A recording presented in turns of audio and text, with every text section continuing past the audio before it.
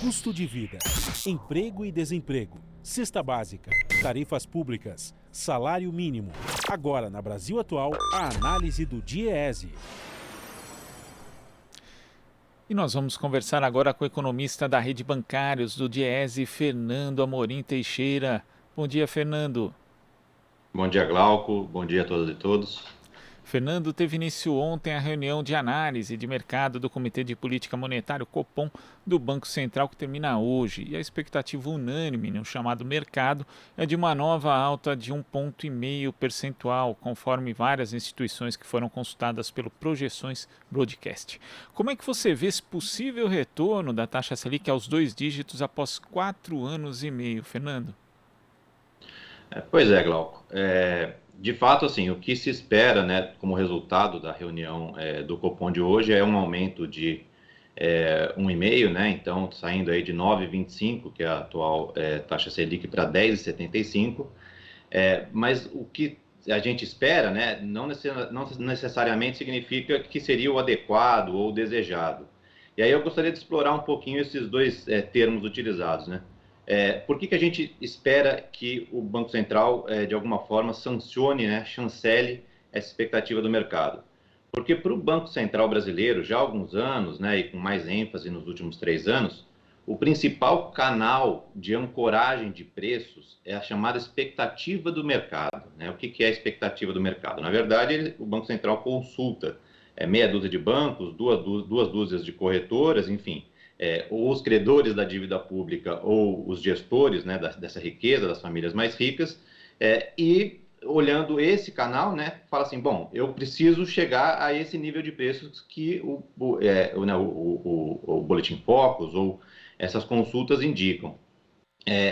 Quando o Banco Central faz essa escolha, na verdade, ele está deixando os fundamentos da economia, ou seja, estrutura produtiva, né? Indústria, serviços, agropecuária, como que está se comportando, né, a economia do país, mercado de trabalho, nível de salário e renda, enfim, uma série de fatores que são relacionados à economia real ficam em segundo plano. Então, né, vou dar 2 exemplos práticos do que isso, né, como que o Banco Central tem operado, né? No meados do ano passado, já com o início, né, da subida da Selic, o presidente do Banco Central, Roberto Campos Neto, né, foi à mídia para declarar que a taxa de Selic, né, a taxa de juros básica, ia chegar até onde fosse necessário. Ou seja, ele está sinalizando que o céu é o limite e, obviamente, que do outro lado, né, estão os credores, estão falando, bom, se o céu é o limite, essa é a remuneração, eu estou aceitando esse jogo, né? Estou gostando desse jogo, digamos assim. E não satisfeito, né? Quando foi em dezembro, ele declarou também, dessa vez ele falou, bom, infelizmente, no Brasil, para você reancorar a expectativa, né? Para você trazer de novo a inflação para a meta por esse viés, você tem que contratar uma recessão. Ou seja, não é preciso que o Diese fale ou que o Fernando fale que o que o Banco Central está fazendo vai contratar uma recessão.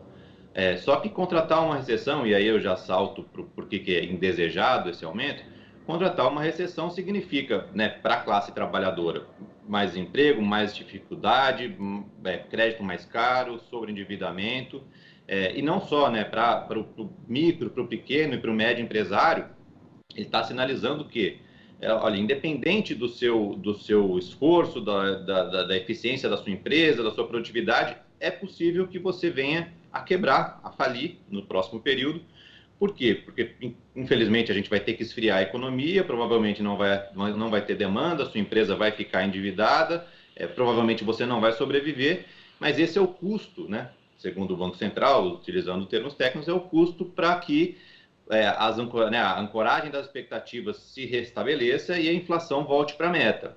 Então, eu acho que é importante a gente né, ir por esse caminho, compreender o que o Banco Central está querendo com isso. O Banco Central está declaradamente buscando uma recessão no Brasil.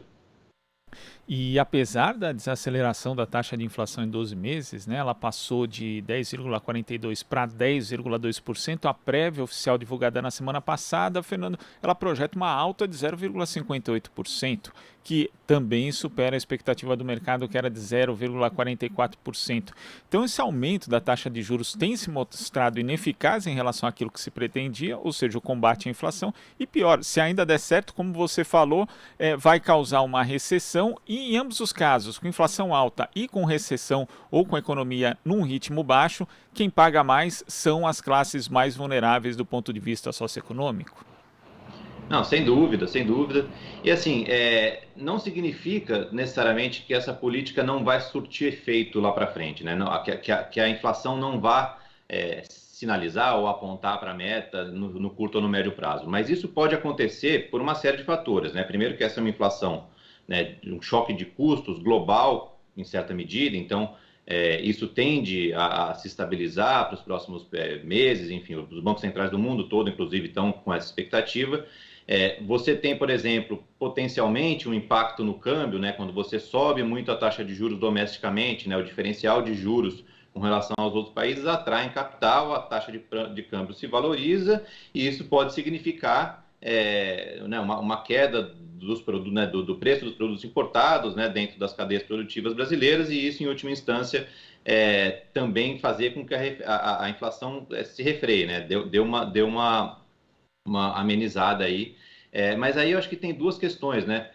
Primeiro, você adotar essa política e de alguma forma a inflação começar a se direcionar para a meta, isso não significa que as coisas vão estar mais baratas, inclusive, para a população. As coisas estão caras e vão se manter caras, só a aceleração do crescimento do preço das mercadorias, dos bens e serviços, que tende a, de alguma forma, né, ser menos veloz, digamos assim, do que vem sendo nos últimos meses. Mas, né, você pega o Brasil com desemprego de 11,6%, né, 12 milhões de desempregados, mais 29 milhões de desalentados, né, essa taxa de desemprego do Brasil é o dobro da média mundial e é a maior do G20, né? Então, o que o Banco Central está fazendo, na verdade, trabalhando né, a questão inflacionária como se fosse uma questão universal a ser resolvida e, na verdade, tem aspectos contextuais, né, de cada país. Você não pode simplesmente fazer a mesma política monetária na Arábia Saudita, em Luxemburgo, no Brasil, na China, porque são contextos diferentes, né? O Brasil é um país heterogêneo, extremamente desigual, que tem essa taxa de desemprego altíssima. Então, quando se está contratando uma recessão, é diferente, por exemplo, você fazer uma política monetária, né, um choque de juros nos Estados Unidos, que tem uma taxa de desemprego de 5, no Japão, que tem uma taxa de desemprego de 3, no México, que é um país mais parecido com o Brasil, que está com uma taxa de desemprego em torno de 4, né, isso significa aumentar um pouquinho o nível desse desemprego, e fazer, né, uma política deliberada, né, uma contratação de uma recessão numa economia que tem aí quase 12% de desempregados. Então, assim, ganha tons dramáticos no Brasil, né? Agora, existem outros mecanismos de combate à inflação, além da política monetária, Fernando, como mudanças nos preços administrados, né, na política de preço da Petrobras, o que poderia já causar um impacto imediato, ou aumento dos estoques reguladores, por conta das oscilações dos preços das commodities, mas também porque a gente sabe que as safras e os preços dos alimentos vão acabar sendo cada vez mais afetados pelas mudanças climáticas. Seria preciso o governo dar mais atenção para esse tipo de medida para combater a inflação, que talvez surtisse até mais efeito do que mudanças na política monetária? Olha, Glauco, sem dúvida é possível visualizar, desde o início desse processo inflacionário atual, o componente, né, combustível, né, a política de preços praticada pela Petrobras nos últimos anos, né, da política de paridade de preço internacional, ou seja, leva em consideração a taxa de câmbios e o preço do barril do petróleo, né, o combustível, né, a energia, por ser ali um componente fundamental de toda atividade econômica, né, dando choques de preços para os demais setores, isso significa que a inflação vai dar uma galopada. E o governo, enfim, por essa escolha do governo também, né, se mexe com o conflito distributivo, ou seja, quem tem ação da Petrobras está feliz da vida, quem paga a gasolina está passando por apuros. Então é necessário, né, é urgente que essa política seja mudada. Obviamente que isso vem combinado com uma política, né, do fim das privatizações, de refinarias, etc., porque para você conseguir fazer uma política consequente, utilizando uma estatal, você tem que ter condições para isso. Com relação aos estoques regulatórios, sem dúvida, né, o Brasil já há alguns anos abandonou essa política, né? É muito triste, né? Porque o Brasil é um exportador de matérias-primas, né? De bens primários, de alimentos, de combustível, etc., mas, na verdade, acaba dolarizando a nossa economia quando adota políticas, enfim, que não visam, mais uma vez, atender a população, mas sim visam buscar, enfim, agradar determinados preceitos do mercado, digamos assim. E aí, Glauco, eu acho que tem dois fatores aí que são agravantes para frente, eu acho que a gente tem que prestar atenção. Primeiro que, né, o Banco Central americano anunciou que vai começar a subir aí as taxas de juros, talvez mais gradualmente, enfim, mas isso pode significar que o Banco Central brasileiro, né, que estava visualizando colocar os juros em 11,75 no final do ano, já tem alguns agentes do mercado pedindo aí 12,25 e tal. Então, é possível que o Brasil, né, que esse choque de juros seja ainda maior e a recessão seja ainda maior. E eu acho que tem um agravante que as pessoas não estão prestando muita atenção, que é a tal da independência do Banco Central, né, que foi aprovada no ano passado.